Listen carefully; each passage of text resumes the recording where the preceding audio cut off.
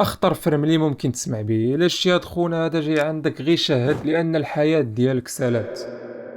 هوغل تزاد عام 1977 وكان الحلم ديالو هو صغير يكبر ويولي طبيب، وكيف ما كنعرفوا انك لا تقاتلتي على شي حاجه فكتوصل ليها. فعلا هوغل وصل ولا فرملي، غادي يخدم في واحد السبيطار في المانيا وغادي يدير اللي في جهدو باش يرضي المرضى ديالو. من الغريب في القصه ديال هوغل هو ان اغلب المرضى اللي كيدوزوا عنده كيموتوا، لدرجه ان السبيطار الاول غيموت على يدو اكثر من 35 واحد. ما حتى واحد ما غيتسوق لهاد البلان ده، لان اغلب المرضى اللي كيموتوا عنده كيموتوا باضطرابات في ضربات القلب، اللي هي واحد الحاجه عاديه عند الناس اللي مرض بالقلب. ونظرا للجهود الجباره ديال هوغل فغادي يحولوه من داك السبيطار اللي كان خدام فيه للسبيطار واحد اخر. غادي يبدا خدام تماكين، الوقت غادي يدوز، وواحد النهار هوغل غادي يكون كيدير الانعاش لواحد المريض. ما واحد الفرمليه كانت خدامه تماكين، كان بان لها ان داك المريض كان في صحه جيده. ان فوا دخل عنده هوغل داك المريض زاد عليه الحال وما بقاش هو هذا. هي ديجا كانت شاكه في هوغل، غادي تمشي للطوارو اللي كاينين في الشومبره ديال السبيطار، حتى غادي يبانوا ليها الكراطن ديال الدواء ديال القلب خاويين ومليوحين في الطار، وغادي تمشي بجريه وغادي تقولها للبوليس. البوليس غادي يجيو وغادي يشدوه، غادي يبداو يحقوا معاه، ومن بعد غادي يحكموا عليه ب8 سنين ديال الحبس. مي القصه ما غتساليش هنا، لان هاد 8 سنين هذه اللي حكموا عليه بها مقابل جريمه قتل ديال جوج الناس. مي هوغل قاتل كثر. في عام 2015 هوغل غادي يكون مريح مع الطبيب النفساني ديالو وغادي ياخذ راحته. من بعد ما قال لي الطبيب ديالو خذ راحتك،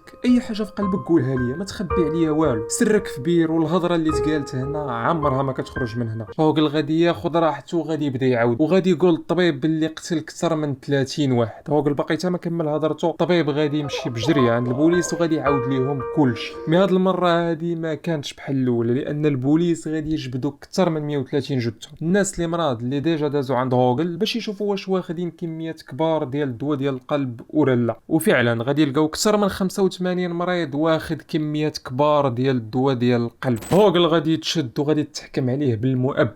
من الغريب هو علاش هوغل كان كيقتل هاد الناس هاد. هوغل كانوا خدامين مع شي فرمليات في السبيطار، فكان كيبغي يبان قدام. فكيفاش كيبان قدامهم؟ كيمشي عند المرضى ديالو وكيعطيهم كميات كبيره ديال الدواء ديال القلب. هنا المرضى ديالو كيوقع عليهم اضطرابات في ضربات القلب، هنا كيتدخل السوبر فرملي هوغل وكيبدا يدير لهم الانعاش. ما لان هوغل واحد الانسان فاشل، فكان اغلب عمليات الانعاش اللي كيدير لهاد المرضى هادو كيفشل فيهم والمرضى كيموتوا. وتخيلوا لاي درجه الحياه ديال بنادم رخيصه. عن القصه ديالنا سالات.